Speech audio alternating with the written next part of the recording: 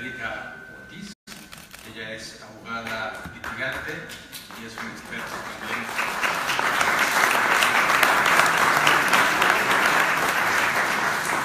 en temas de prevención del lavado de dinero. Ha participado junto con la Comisión Bancaria y el Ceneval en el desarrollo de los contenidos de los exámenes para la certificación de los auditores y los oficiales de cumplimiento de las entidades financieras.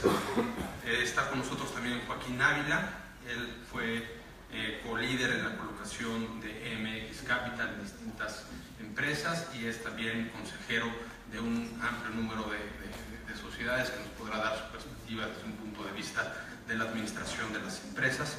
Y finalmente,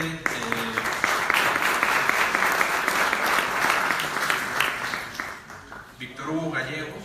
Él es socio de PricewaterhouseCoopers, es miembro del Comité de Ética del Instituto de Contadores Públicos de Nuevo León y tiene también amplia experiencia en temas de auditoría y ética.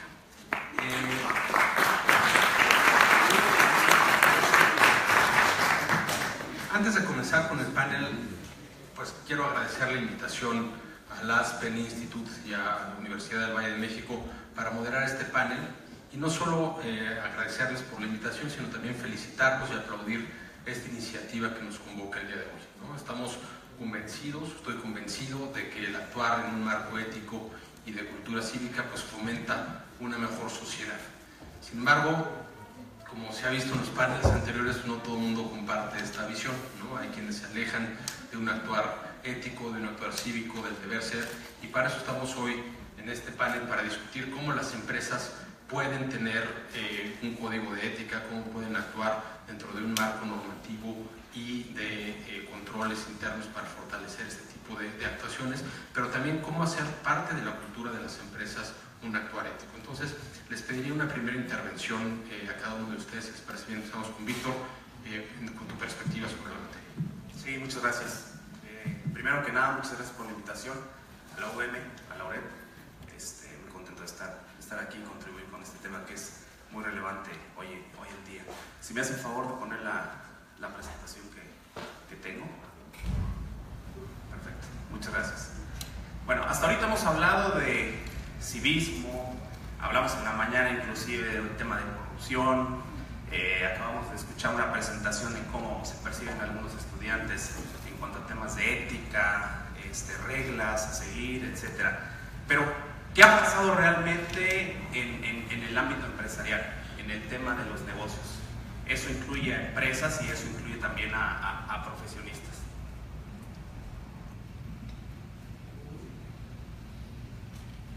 Perfecto.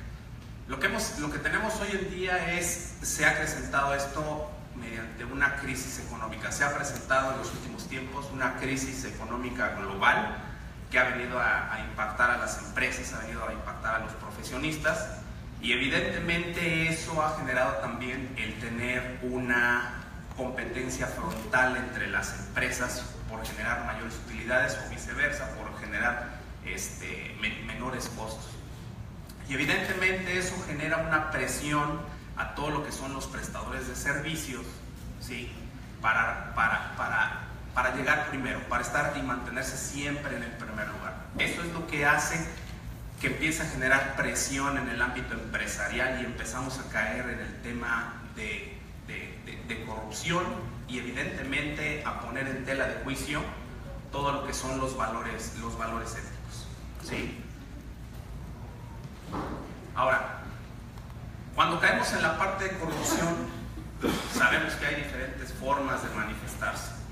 Entendemos perfectamente que tenemos el soborno, tenemos el fraude per se, tenemos la falsificación de la verdad, tenemos la mentira. Todos esos factores, ¿sí?, se manifiestan en el ámbito empresarial y profesional. Y aquí siempre lo castigamos como sociedad, ¿sí? Las empresas igual tratan de castigar todos estos actos. ¿Qué es al final lo que hay que hacer o hay que considerar? Hay que considerar, ¿sí?, que es necesario que ajustemos nuestra escala de valores éticos. necesitamos hacer un alto, ¿sí? Y ver que necesitamos hasta un cierto punto llegar y revisitar mis valores y cómo los voy a aplicar, ¿sí? Pero para ello tenemos varios elementos, es decir, nosotros como profesionistas y como empresas formamos parte, o no podemos actuar solos, ¿verdad? Formamos parte de una sociedad. Las universidades tienen una responsabilidad, ¿sí? El gobierno tiene una responsabilidad, ¿sí? Entonces necesitamos ajustar todos estos valores éticos. Todos estos componentes son básicos para que realmente dejemos o empecemos a cimentar un ambiente empresarial y laboral acorde a los valores éticos y empezar a evitar todo este tipo de escándalos en el ámbito empresarial, ¿sí? Ahora, es importante cómo es que una empresa o un profesional se posiciona en el mercado. Si bien por la calidad de su producto, de su servicio, sabemos que gran parte de esto es el prestigio y la confianza, lo que puede generar a través de la ética. O sea, es el mayor patrimonio que puede tener una profesión o una organización, ¿sí? Y todo esto está basado en sus valores. Eso es indudable. Es el prestigio y la confianza. Eso es lo que a veces a nosotros nos hace seleccionar cierto proveedor, cierta empresa o cierto profesionista para que me preste cierto servicio, ¿sí? Ahora, de la misma manera, ¿cómo es que yo evalúo a una empresa o a un profesionista? Si bien la primera base es tratar de contratar a alguien o tener a alguien que tiene todas esas capacidades técnicas, definitivamente también es la experiencia, ¿sí? Eso queda claro, los conocimientos técnicos, la experiencia. Pero también en gran medida la base es la ética. Es decir, esta persona me va a cumplir en tiempo y forma. La empresa con la que estoy hablando es respetable, va a cumplir el acuerdo que tenemos, ¿sí? ¿Qué posibilidad tengo de que quebrante ese acuerdo con ellos? Esa es una parte en la que se ha venido evaluando a las empresas y donde cada vez, en su mayoría, empiezan a poner cada vez más tratando de ser más enfáticos en ese pilar. Ahora, vamos a hablar acerca del profesionista, porque al final del día un profesionista termina trabajando para una empresa o creando su propia empresa, ¿sí? Pero si tenemos unos pilares sobre los que basa su profesión o su empresa, como sería el respeto, la lealtad, la honestidad y la justicia, pues evidentemente el producto que voy a recibir o el servicio que voy a recibir debería ser de esa alta calidad, ¿sí? Ahora, ¿cuál es realmente la fortaleza de una organización para estar en esa posición y con ese prestigio? Definitivamente es la ética interna, ¿sí? Es su responsabilidad y su compromiso con los valores de la misma. Si encontramos una empresa que tiene un gobierno corporativo sólido, importante, y toda esa cultura la permea hacia abajo, definitivamente se va a hacer respetar en todo el ámbito empresarial esta cultura de ética en los negocios. Ahora, una parte importante es, adicional a la parte del gobierno corporativo, sabemos que se tiene que trabajar en el control interno. Varios de nosotros probablemente ya hemos escuchado, el control interno son aquellos procedimientos, políticas que siguen las empresas, deben estar fortalecidas para llevar todas sus actividades en apego a un marco, a un código de ética y conducta y a un marco regulatorio sólido y viable, ¿sí? Esto definitivamente se viene a reforzar con la implementación de un código de conducta que probablemente ustedes cada vez más y más escuchan que las empresas están creando, reforzando y aplicando cada vez más severamente. Hacia allá es donde debemos movernos. Pero aquí el tema es, ok, la pregunta es, bueno, después de todo este ámbito empresarial con base en principios, ¿qué pasa? Lo veíamos en la presentación hace un rato. Siempre hay el quebranto a una regla, siempre hay el quebranto a una política, suele suceder. Más allá de una sanción interna o como profesionista, creo que la principal sanción es precisamente la pérdida de la credibilidad y la confianza de todos los consumidores. No solamente hacia las empresas, sabemos como profesionistas, hacia el gobierno, que creo que es una parte importante que siempre debemos tener presente. Muchas gracias, Víctor. Como pudimos escuchar, pues es un tema multifactorial, y desde la perspectiva de un abogado, ¿qué nos puedes decir en torno a este tema?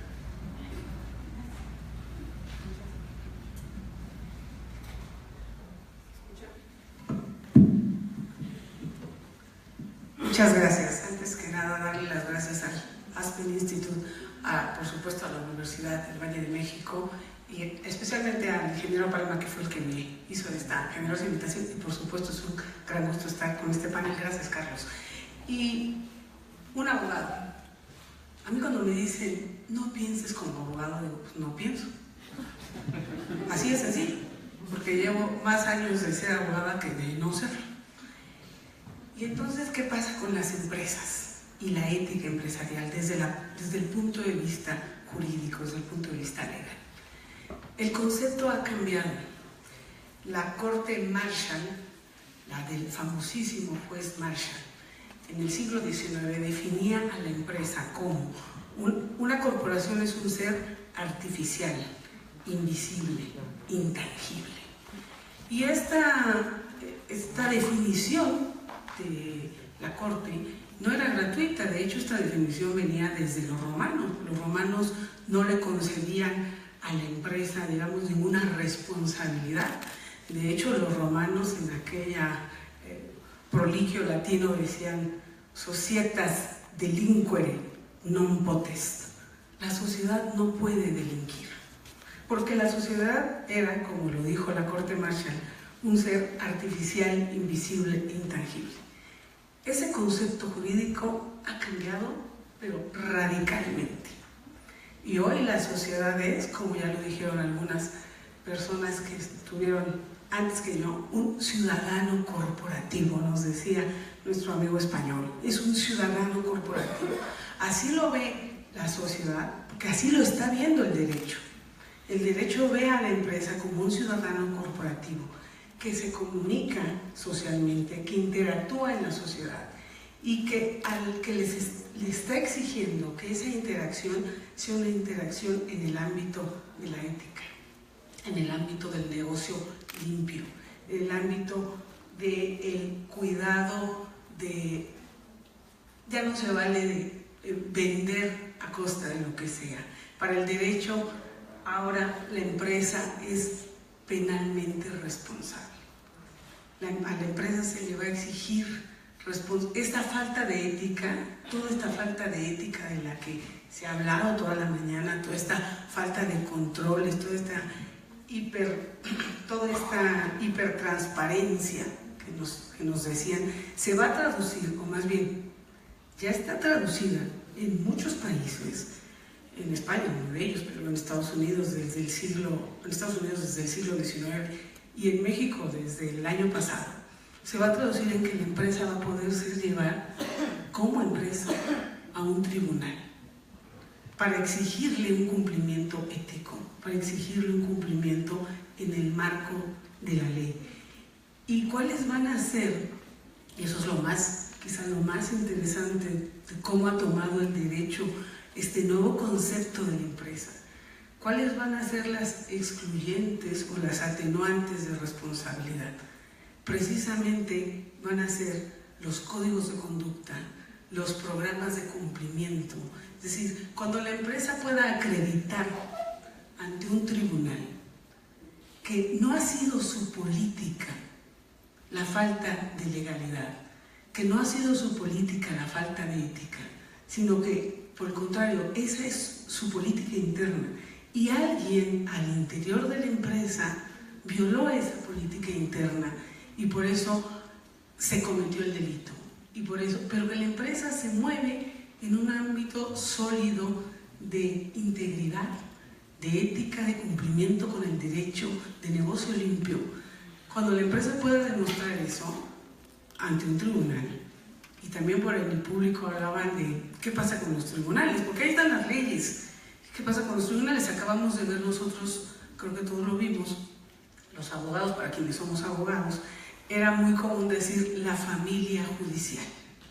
Y siempre decíamos los abogados, la familia judicial. ¿Por qué? Porque sabíamos los abogados que la Suprema Corte de Justicia de la Nación está formada de los primos, los sobrinos, los hermanos, los tíos, los papás, los no sé quién, todos. Entonces está el magistrado número 11, pero ese magistrado número 11 tiene en el juzgado número 30 a su hermano, y en la sala número 7 a su primo o a su esposa. Y eso decíamos nosotros siempre, la familia judicial. Y yo aquí sí veo un avance importante, porque esa era una broma o una frustración que decíamos siempre los abogados: uy, no, pues es que nos cayó en la familia judicial y a ver ahora cómo nos va con él. Y lo que no suena legal suena metálico, decíamos. Y entonces, ahora yo sí veo un avance, y creo que todos estos esfuerzos como el que está haciendo el Aspen Institute y la universidad se están traduciendo en cosas de más transparencia. Acaba de salir un estudio que señala claramente a la familia judicial y señala claramente cuál es el porcentaje de empleados del Poder Judicial de la Federación que están, digamos, que tienen relación de parentesco con algún miembro más o menos prominente que pueda ser juez o magistrado. Entonces creo que el derecho está cambiando, el derecho está... para mí, que haya responsabilidad penal de la persona moral es, yo creo que una cuestión jurídicamente aceptada, sensata, nada más que vámonos a ir con cuidado, porque las reformas, ustedes lo saben, tenemos un solo código de procedimientos penales, pero 32 códigos penales y un código penal federal. La reforma federal a mí me gusta mucho porque hace a la empresa responsable en delitos dolosos, ¿no? Y cuando la empresa, y cuando se pueda comprobar que el delito se cometió bajo el amparo de la empresa o con los medios que la empresa otorgó por la falta de control ético de la empresa sobre sus miembros. La reforma del Distrito Federal es muy salvaje, así la veo yo, porque hace a la empresa responsable por delitos imprudentes y por delitos dolosos. Entonces también ahí ya nos vamos al otro lado de la carga administrativa durísima para las empresas, que algún cliente me decía: los grandes la aguantamos, doctora, pero ¿y los chiquitos? Porque la empresa, y ayer estaba en un desayuno donde, bueno, las empresas, porque hablamos aquí de empresas y hablamos y claro, hay empresas importantísimas, pero son pocas. Muchas empresas también, estas cargas administrativas de ahora, tus programas de cumplimiento preventivo en lavado de dinero y ahora en responsabilidad penal. Entonces, digamos, como siempre, todo se puede ir mejorando, pero claro, es un paso adelante que las empresas, toda esta falta de cumplimiento o toda esta falta de compromiso ético se está traduciendo ya, porque ya hay causas penales en el Distrito Federal y en Jalisco ya hay varias.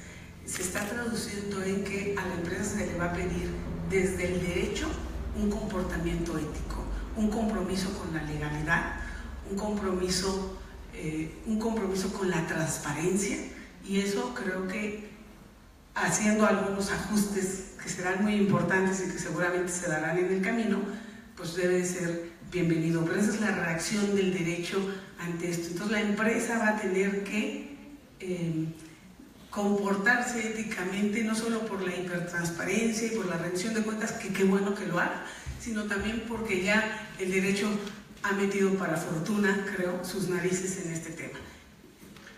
Pues son muy buenas noticias, habrá que ver cómo es la implementación y el resultado de esto, pero sin duda alguna creo que es un lugar mejor que en el que estábamos hasta hace poco, ¿no? Ahora, desde la perspectiva de un empresario, de un consejero, ¿cómo ven ustedes el tema de la ética en los negocios?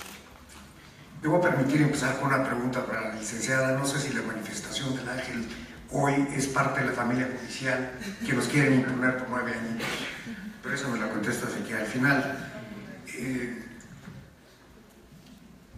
Creo que hemos confundido un poquito el tema de corrupción con ética. Se parecen, pero no es lo mismo, ¿okay? Y nadie, creo que estaría de acuerdo como empresario, o poca gente estaría de acuerdo como empresarios, en el soborno, en la mordida, etcétera, etcétera. Eso es directamente corrupción. Creo que el gran dilema empieza desde definir cuál es la función de la administración de una empresa y para qué está diseñada. Milton Friedman, en un extremo, en 1970, pone un artículo muy interesante que dice: no se hagan bolas, señores, la función de la empresa y del empresario es maximizar utilidades, punto. Es para lo que se les paga, es para lo que tienen que buscar, y si consiguen esos objetivos seguramente van a alcanzar que los empleos se multipliquen. No es su función el buscar que en las contrataciones no haya discriminación racial, no es en función hacer que las cosas no contaminen. Todo eso es función del Estado. Y cuando alguien asume que con las utilidades del capital debe ejercer funciones de Estado, es decir, yo no voy a contaminar, yo voy a hacer tenía equidad de género en las contrataciones, está asumiendo un rol que no le corresponde. No solamente no le corresponde, sino no está preparado. No está preparado para saber si bajar precios va a reducir la inflación. Esa no es tu función. Tu función es maximizar el retorno al capital. Eso en un extremo. Tenemos ejemplos interesantes, ¿okay?, que ponen la situación al otro extremo. Hace un par de años, un señor Martin Shickley, ¿okay?, un tipo de 29, 30 años aproximadamente, compró una empresa farmacéutica. Él trabajaba en un hedge fund, ¿okay? El tipo decide comprar la empresa con dinero de inversionistas y en 24 horas sube 5000% el precio de una medicina diseñada para tratar dislexia, ¿okay? Estaba maximizando las utilidades. Por lo tanto, no estaba haciendo nada ilegal, era una postura de mercado. ¿Es eso ético o es eso algo que rompe la barrera a lo que debemos de hacer como empresarios? ¿Okay? Y hay una gran discusión de lo que pasó y de las consecuencias que tuvo. Y el tipo hace un razonamiento muy sencillo. Tratar a una persona con dislexia le cuesta al Estado $500,000 al año. Mi medicina, si toma el tratamiento, le va a costar $300,000. La sociedad como tal está mucho mejor por $200,000 haciendo esto. ¿Es eso ético? ¿Es eso lo que queremos hacer como empresarios? Yo creo que la respuesta no. Y otra vez, no estamos hablando de alguien que se lleva un cajón de dinero a su casa. Yo creo que nadie está a favor de eso, ¿no? A mí como empresario me preocupa mucho y quiero comentar un par de cosas relacionados como que la empresa ahora es responsable. Y hace un par de semanas la Mexcap promovió un foro en donde estaba precisamente Max, estuvo en el panel anterior, y en donde decían estas cosas de como empresa ahora tú tienes que ser sensacional, caray. Pero la primera pregunta es: ¿la cancha está pareja? ¿De verdad va a pasar? ¿O esos referentes de OHL o esos referentes de todas las empresas que hemos Overdredge solamente se aplican en ciertos casos y por lo tanto el hilo se va a reventar por lo más delgado? Esa fantasía también, en mi opinión, de que firmando el Foreign Corrupt Act y todas estas cosas, las cosas pasan. Les pongo dos ejemplitos muy claros, con problemas de ética serios. que a mí me han ocurrido y cómo los enfrenté como empresario. Decidimos invertir hace 7 años en una empresa que hacía papitas sin grasa. De un súper empresario mexicano. Nos quejamos continuamente que México no tiene patentes, no tiene talento, no hace cosas bien. Pues este tipo, verdaderamente brillante, patenta y diseña un sistema para hacer papas sin grasa o botanas sin grasa. Fenomenal, dijimos, tenemos el problema de obesidad más grande del mundo infantil. Venía una regulación a nivel escolar para inhibir el consumo de este tipo de productos. Dijimos, gran inversión. Bueno, las multinacionales, esas que firman todos los tratados de que habla la abogada y más, lograron cambiar un poquito la ley en donde el contenido calórico ya no se medía como tal, sino por bolsitas. Entonces el niño, en vez de tomar una bolsita, tomaba 17 bolsitas y tomaba las mismas papas. Con lo cual eso no procedió. Hablamos de empresas también responsables. Logramos entrar finalmente a Walmart con el producto para descubrir que una gran multinacional le pagaba a gente en México, en Walmart, para destruir nuestras papitas y quitarlas de la anaquel. Y esto pasa, y después decía, ¿cómo es posible, no? Walmart, Foreign Corrupt Act, la otra empresa que prefiero omitir su nombre, pero se podrán imaginar quién es. Y son situaciones en donde tratamos de escalar este tipo de quejas y no hubo necesariamente una consecuencia como empresarios. Y vuelvo a mi pregunta, ¿el piso es parejo? No nada más en México, sino el poder que hoy tiene una multinacional bajo esa ley, decir el señor Ávila o una de sus empresas, fíjense qué hizo. Pero por otro lado, sabemos que todas las multinacionales, y otra vez volviendo, bueno, todas, pero la mayoría, al tema de distribución de medicamentos, usan intermediarios. Y se podrán imaginar cuál es la función de los intermediarios. El piso es parejo, yo creo que eso es muy, muy importante. Otro tema también muy relacionado es, compramos una empresa de seguridad y logística, no de seguridad armada. Teníamos 2,000 empleados que no estaban en Seguro Social. En 24 horas metimos 2,000 empleados al Seguro Social. ¿Qué hicimos? Ahí sí presionar a las multinacionales que contrataron nuestros servicios, todas las de consumo que se pueden imaginar. Haz una licitación, exígele a tus empresas de seguridad que participan en la licitación que te enseñen su recibo de Seguro Social. Y eso, vuelvo al punto que mencionaban, y aquí el liceo Hugo mencionaba, yo no estoy de acuerdo en necesariamente que la corrupción viene necesariamente por minimizar costos. Estoy mucho más de acuerdo que viene por la oportunidad en donde estás y cómo lo tomas, y eso es muy importante que como empresarios transmitamos. Finalmente, la filantropía. Y otra vez en esta discusión de maximizar uno, debemos, de veras, los empresarios, ser filántropos, ayudar a causas socialmente responsables, para eso se nos paga. Y aquí también hay una división muy clara, es, señora Ávila, si usted quiere hacer eso, hágalo con su dinero. Me parece encomiable que usted vaya y apoye a la Fundación de Niños de la Calle o Dibujando Mañana, como de hecho lo hago, pero esa no es su función necesariamente como empresario. Sin embargo, está comprobado que si una empresa, una sociedad, no promueve la filantropía, nunca va a prosperar. Gracias.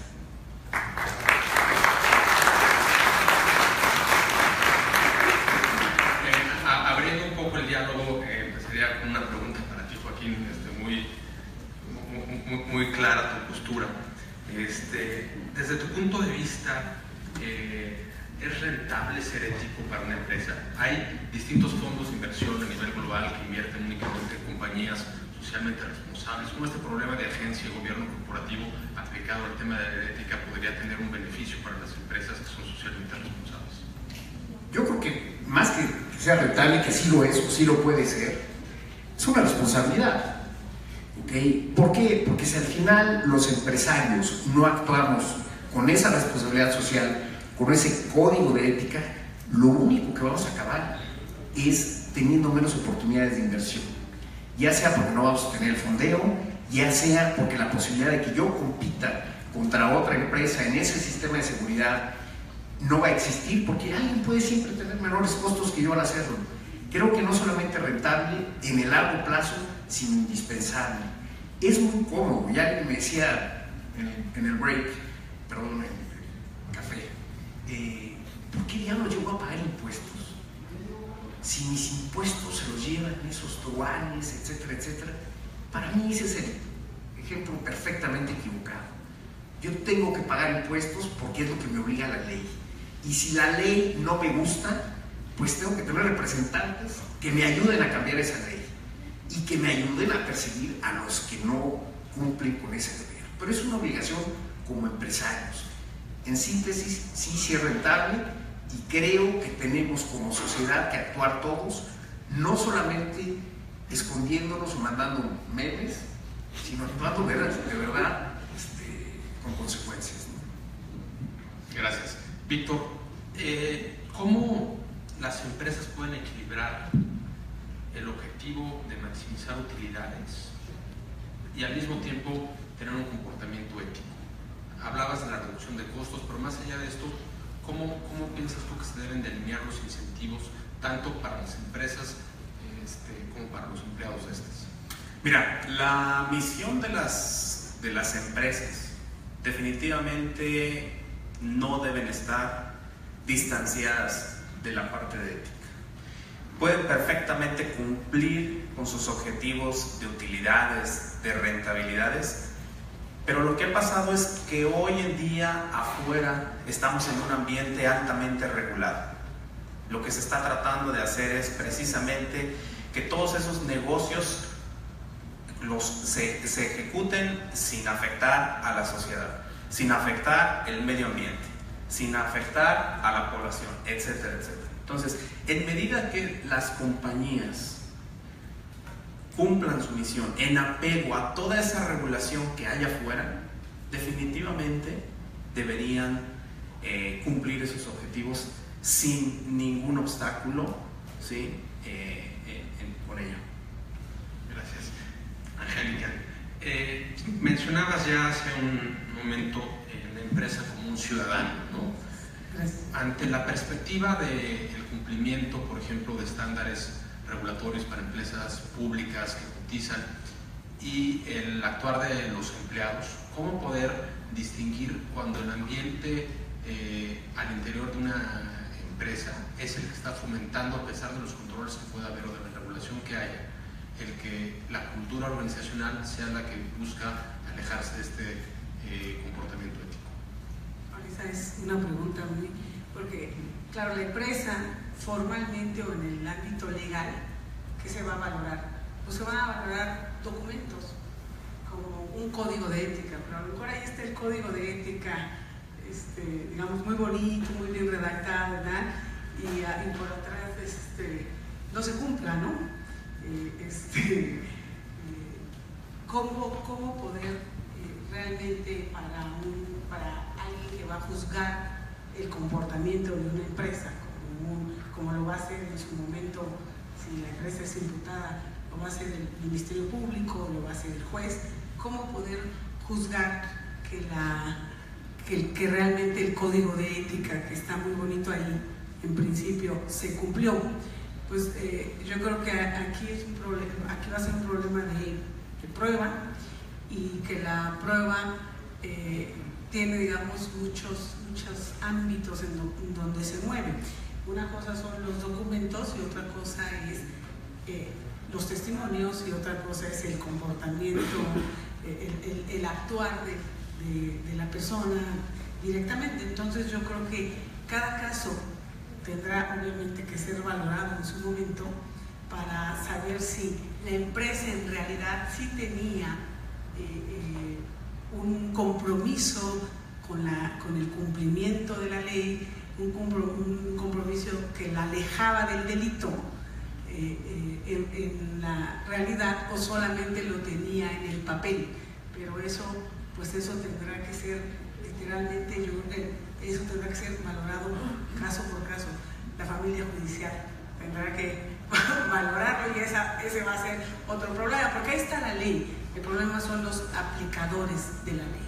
Pues la ley puede ser muy buena, la ley puede ser muy clara, la la ley puede ser incluso justa, nos hablaba de un piso parejo, ¿no? Y bueno, cuando una ley es así como la que tenemos, como las que tenemos ahora, por ejemplo, las leyes del sector financiero en materia de prevención de lavado, es el piso más disparejo que hay, porque son las mismas leyes para todo un sector. Entonces hay bancos de este tamaño y sector financiero de este tamaño chiquitito, y es la misma ley. Entonces ahí no hay un piso parejo ni siquiera legalmente hablando. Es lo más disparejo que hay. La misma ley para tan diferentes actores y para tan diferentes empresas es lo más disparejo que pueda haber.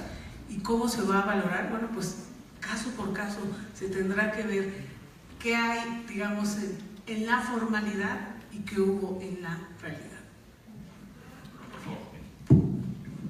Un pequeño comentario. Yo creo que todos los empresarios de México, de cierto tamaño cuando menos, hemos recibido visitas de gente muy bien vestida, dispuestas a venderte facturas por lo que tú quieras. Pues, ¿cómo me hablan de piso parejo cuando de alguna forma eso que es conocido por las autoridades, que se está haciendo un esfuerzo brutal por el SAT, sigue siendo la práctica de todos los días? ¿Quién está atrás de eso? ¿Los que me van a juzgar? ¿La familia? ¿Okay? Eso, por un lado. Segundo, quisiera compartir un evento memorable de mi vida, si me permite. Estaba yo en Nueva York, entré a la extinta Lehman Brothers, no la quebré yo, o no solo, por lo menos. Y el primer día que entro, después de una cantidad de análisis antidrogas, etcétera, huellas digitales de los pies, las manos, los dientes, había una foto ahí de un individuo en el cuartito donde hacían todas estas pruebas. Y digo, ¿y este tipo quién es? ¿Para qué lo tienen ahí? Ahí dice, ese tipo violó la ley. Ese tipo violó la ley y está en la cárcel. Era un mexicano. Omitiré su nombre. O sea, pero creo que, por ejemplo, en Wall Street, que dice que tenía todos estos manuales y prácticas, hoy seguimos viendo cómo bancos como Barclays se ponen de acuerdo en la fijación de tasas de interés. ¿Qué ha pasado en ese piso parejo aquí? ¿Okay? Y en esa investigación, porque eso también importa, o es parte de esa familia judicial. Es muy importante que lo hagamos y lo hagamos juntos como sociedad. Antes de abrir el espacio al público, como Pricewaterhouse, una compañía que hace auditoría de cumplimiento de distintos estándares, también en temas de control interno y prevención de lavado, etc. ¿Ustedes cómo ven la diferencia que hay en el cumplimiento entre empresas chicas y empresas grandes? Y si las diferencias en el cumplimiento son culturales o son también un elemento en el que solo se preocupan por dar cumplimiento a la normatividad. ¿Crees que hay alguna diferencia por tamaño de empresa? Sí, mira, hoy más temprano platicábamos del tema un poquito cultural. Definitivamente sí hay o evaluamos alguna norma que aplica o que debe aplicar a todas las empresas. Sin embargo, no siempre es seguida al pie de la letra por todas, precisamente por temas de capacidad o precisamente por el tema que ahorita estamos comentando, que pudiera ser, esto a mí no me aplica. Sin embargo, definitivamente mucho de esto conlleva a realmente hacer un análisis profundo de justificar el por qué no lo es. Entonces, siempre se trata de apoyar o decir, bueno, si no te aplica, por lo menos esto es lo que tú tienes que tener considerado, ¿sí? Como empresa, por lo menos para poder reaccionar ante cualquier evento o situación que puedas tener. Porque sí, efectivamente, habrá algunos capítulos o partes que no son aplicables a algunas, pero no significa que no debas cumplir o debas tener un plan alterno para en su momento realizarlo. Y en algunas partes, digamos, lo puedo decir de una manera a lo mejor probablemente abrupta, pero a veces la tranquilidad que nos da la ignorancia es enorme, ¿sí? El desconocimiento. Entonces también esa es una parte de también ayudar a profesionalizar todo esto que lo tratamos de orientar, ¿no? Muchas gracias, Víctor. Pues nos quedan 5 minutos por si hay algún par de preguntas del público. Doctora, una empresa la definimos como persona moral, para diferenciarla de una persona física. Cuando usted habla de castigar a esa empresa, ¿qué se castiga? ¿Se le pone una multa económica a la empresa o el representante, que sería el director, es el que va a pagar por la falta de ética y lo van a juzgar un grupo de notables, un grupo de determinados, o quién va a definirlo, esa situación tan intangible? Claro, no, escucha bien, sí. Efectivamente, la empresa, ¿qué es la empresa? Pues la empresa es un acta constitutiva, ¿no? Es una empresa, legalmente hablando. Entonces, claro, para nosotros cuando nos dicen vamos a castigar a la empresa penalmente, pues ¿qué vas a meter al acta constitutiva alrededor de unos barrotes o qué vas a hacer? No, el castigo es penal y no es penal, si lo queremos ver así. Es penal porque lo va a dictar el juez penal y lo va a pedir un ministerio público, que es un señor especialista en penal. ¿Cuál va a ser la consecuencia jurídica para la empresa? La más grave es la disolución, la prevé el código, o sea, se puede disolver la empresa, cosa con la que yo como abogada estoy totalmente en desacuerdo, porque digo, si está prohibida la pena de muerte a la persona física constitucionalmente, pues también debería estar prohibida la pena de muerte a la persona moral, porque no lo digo yo, lo dice la Corte, porque la Corte también dice cosas buenas y hace cosas buenas. Lo dice la Corte en jurisprudencia definida, hace 2 años, dice, los derechos son de la persona. La Constitución protege los derechos de la persona, y la persona es física o moral. Es una interpretación constitucional, jurisprudencia definida. Entonces, si a la persona física no la podemos llevar al patíbulo, que bueno que no lo podamos hacer, vamos a poder llevar a la persona moral al patíbulo. Creo que esa sanción en concreto es inconstitucional, la disolución. Pero se le puede disolver o se le puede suspender de actividades o se le puede multar, que es lo que está pasando. Es público, no estoy diciendo nada que no sea completamente público. Gasera Nieto, que es una de las primeras empresas que fue llevada a responsabilidad penal, y otra gasera también casualmente gasera en Jalisco, las multas han sido multas muy fuertes, multas de muchos millones, pero básicamente lo que el juez está imponiendo a la empresa es la multa. Ahora, se puede imponer sanción a ciertos personajes adentro de la empresa por falta de control, aunque ellos no hubieran sido quienes cometieron el delito. ¿No? Así es totalmente recaudatorio. Estamos alguien juzga y yo cobro. Sí, bueno, a ver, hay varias sanciones que prevé, pero hasta ahorita la más aplicada, son pocas las empresas que han sido llevadas a juicio hasta ahorita, más o menos como 10 en total, y hasta ahorita la sanción más común es la sanción económica, la multa, ¿no? ¿Hay alguien más del público con alguna pregunta? Bueno, pues terminamos justo a tiempo entonces este panel y solo agradecer de nuevo a todos los panelistas.